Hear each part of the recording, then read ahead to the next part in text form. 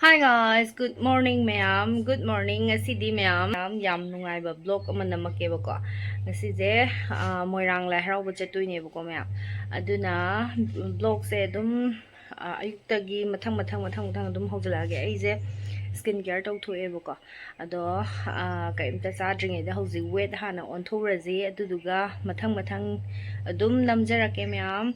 Yengbiyu aina weche on ge taw shi pictrujina kakhat khrijubra khara chathawo udre khungbi na khumjalle lepo yenge 13.5 pictru nang 13 lumme bai to ka to hai me yam taw ro hai me yam mama to 63.1 lebo ko.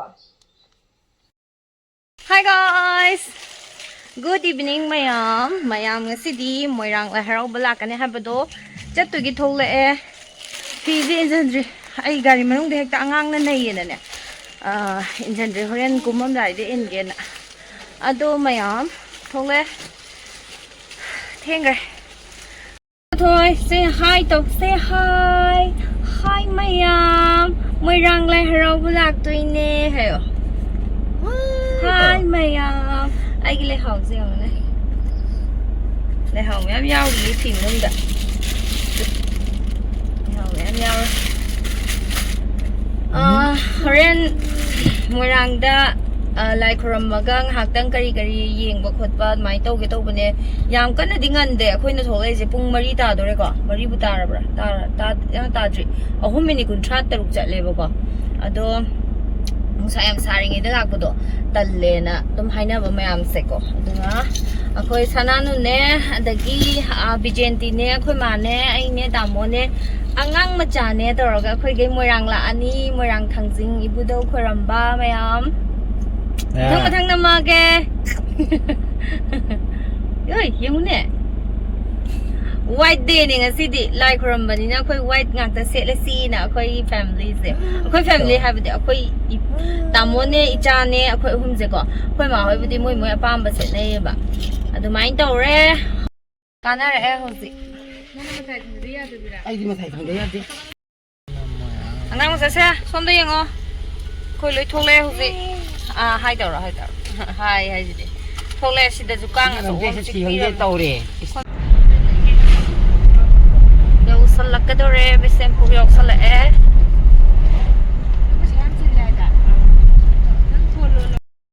thanga karang yore khoi thanga karang wari da thanga karang yore kaino yore ningthokong bazar yore huse khoi amsi gari ji kai gi no thongjale yo salakle namkha yore huse yo salakle jagoi sabro kam tawi ne sa di yaw si ko mati imte wo ju yaw se no ju kai no ne angak pani he no ji ju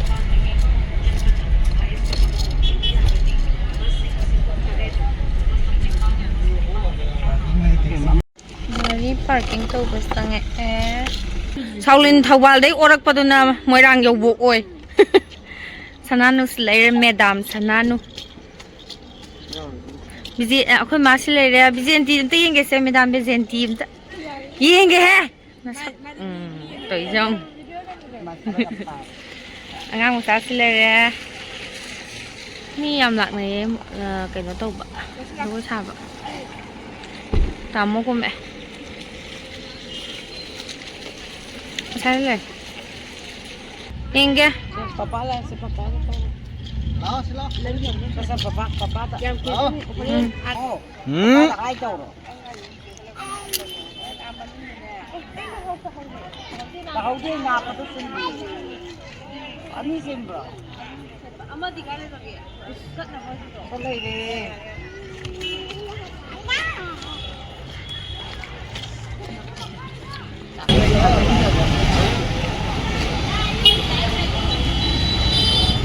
tu chứ không?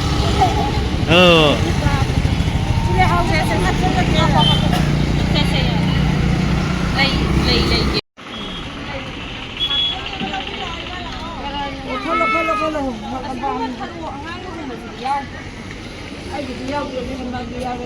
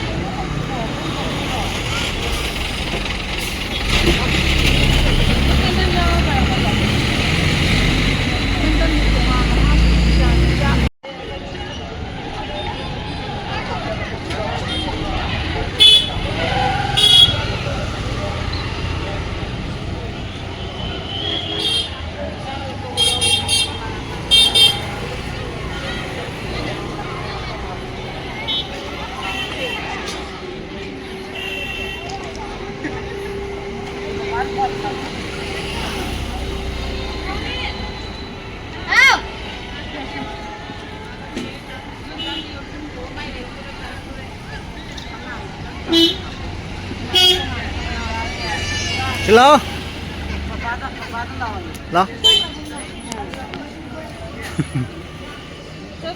Nào. Xin người trong con.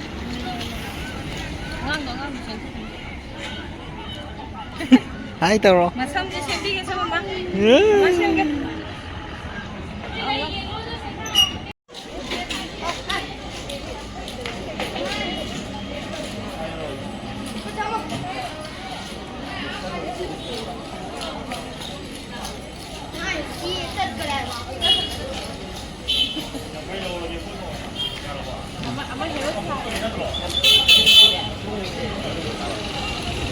Lang masarap ang pansin ini ko.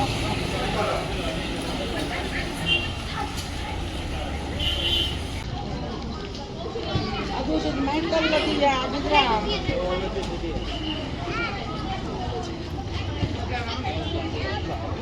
Bor yam sao ni raktang malik ka. Chalo, chalo.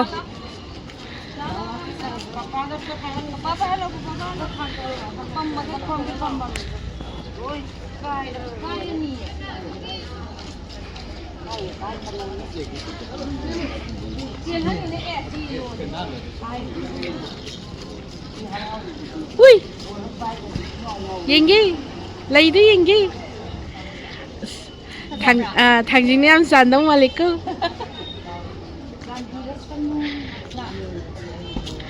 Sahi kuning ikat pa ngamba lak pa ngamba oi jege.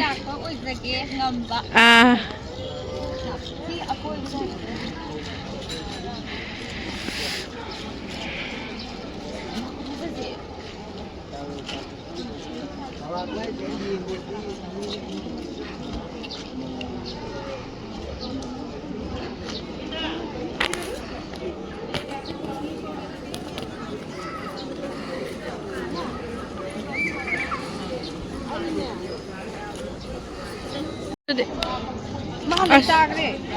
Ya di khawle lên lu ko ra ga ha ya ga dai de lai ka pe bo. Ya da bra. Lai de lâu vì ni de khan la. Ama lo we sira. Ka ga ye du na ne. Ya re ya. Ama lo sira. Ya ni ya. Ai le thom ma ga phi chi. Hoen asai da. Hoi madam like from nom dai gi ready lai gre. Sana ready ta hon leba.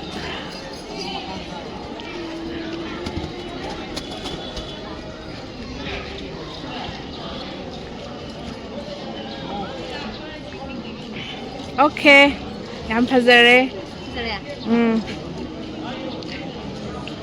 Lai yam ta ho re.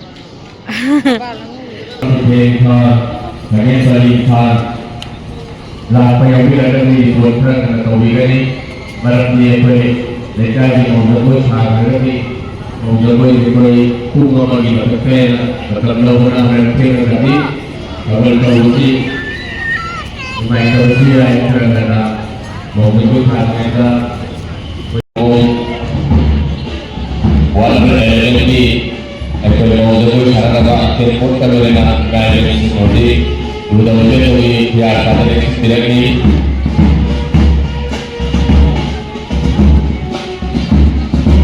Jadi Pak, University, Moirang Thangjing, Ward number 11, mau ikut sobat kami kita bersih, kami eleksi direktur, sudah apa tiga kali, sobat kami kita bah, akhir kota lorina, aku eleksi direktur, aduh, ini coba kau kembali, Moirang kita boleh kai, di sebelah ini, ada di mana kita boleh niat berubah.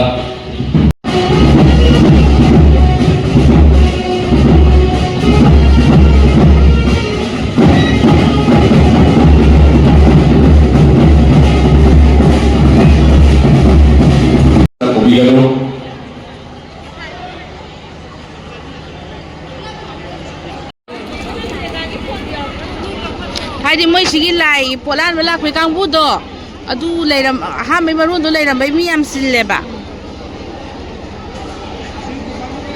lam la jula khuram mo khon de bla jonya joja ha taw ri talli dana ko ana me ngonda inga lai ki bibi kare inga lai ki bibi oye ngonda ana 이거 정말 ai lai mà nó cứ đi ra ngoài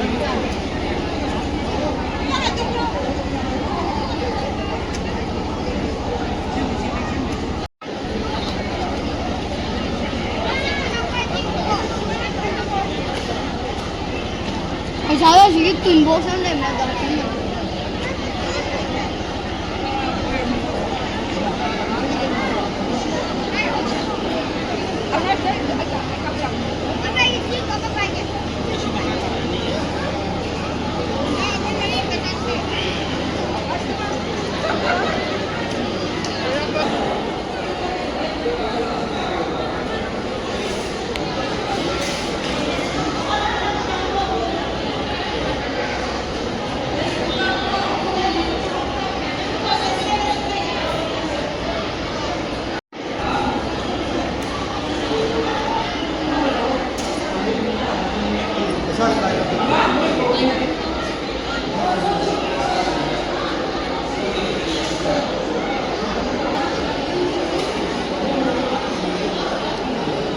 Sina tan sa sle ya oh cha subra ibu di sa wa thu ba halak na oh ai tan hawe manam ganung si khoi no sai da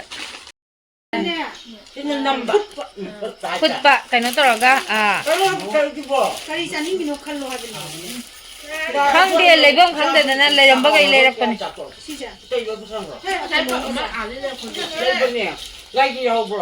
khangde ko wen sa ra to ba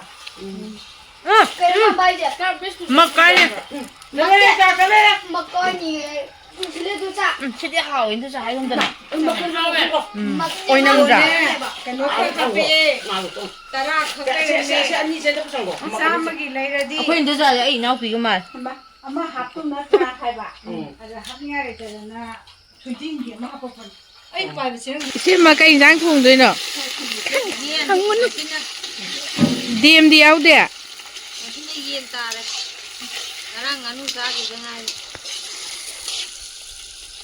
anu ni ngarang ge amu marung ko pi oram de ma gi ni amu khang dum tik thana dum pung anu yen mo ngasi ko ka da ba me yaurami ba ko la ba maru mama ngali da dum ya ni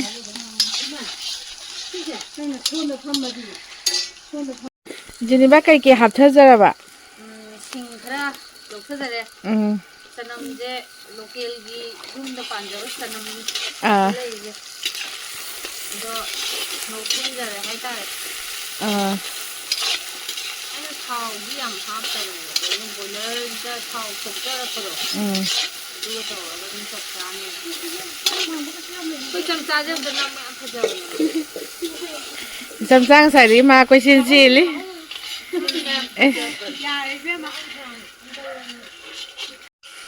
midi masimara ahum honaraga ko jik thonga pizza dore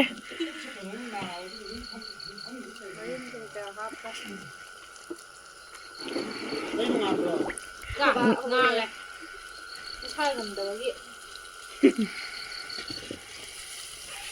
Yin ki kya lo ni. ani ma khai Ani. Mo gi di ko. Ye đây Matum yam sawe. Ma. Shit đi chứ. Hi. Cái nào mà này xin đi bên xin đi giờ. Yen matum yam sawe. Giờ ngang đi xin nhớ xem nào. Cô cả tàu xa bên kia này. Bây giờ em mày mà. Không cũng muốn em mà mình thấy tao đi về đi cấp. Aidi kainon ya cameraman oina dum lei jare on duty ne. Kainon ne. Nó khẩn dân đó anh này sẽ nói sẽ lại đi tâm tâm. Đi khẩn dân rồi. Thật ra rồi thì thật rất rồi. Anh giờ mà đi đi Đi xa đấy. sao rồi vậy sao rồi bro thế cái sao mà bộ ra rồi Sao mà bọn này đi mà thua cả học sinh được. mấy đâu là gì mấy hít cả gì mấy nó biết này trâu tự nhiên Ai đi sao mà các u ra mà học sinh được. Pidrik ta hora lore. anh nè tàu gì khá vậy gì mà tay mình đâu khăn này đã chance lâu rồi cả tay mình đâu yam hay là khăn hơn mà muốn uống được đây này ở chơi Oh. Howji ka daro ba? Angau ba kotha je ba. ngô rác sẽ khá có thà ra ngang đi cha hay rồi và ngô rác đi Lighting ge kha thadok kha je. rồi khôi ăn nè À. ba nó han cha hay rồi đồng nè À. khôi nó sa bi từ đâu nè vậy nè Ai dùng. cái mồi gì ngô nè Nga mga nó mali dùng din. gì cái sa ba hay tiệp à nhưng mà tung nó này dùng thôi cái tung Thoro. thà rồi Kaleja yaw di lok thoro ko. hấp này bên này xin bị rồi nhán như thế sao quả Ma ge set sing do loi lok thok rom na tra. Good.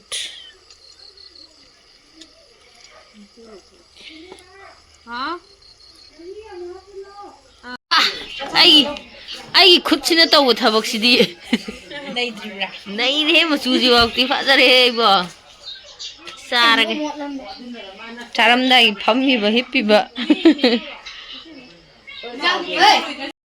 Làm chi bên này bọc cỏ.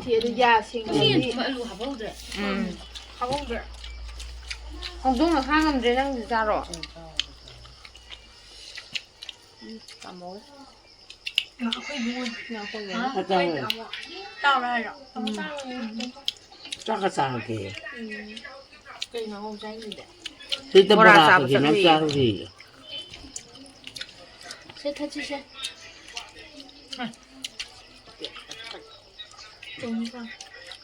Chaning ganda ne wala. Cha ba ho dore ko. Đi được kìa. là ai gì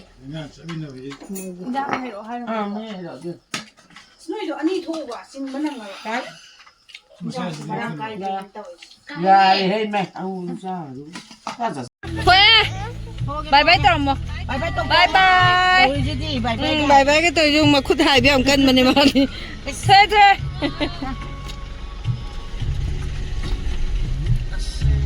wow ngal liba ni me kung tara ma thoi tara ba ne adu ne tara ma mai tara ga ne moirang dei thole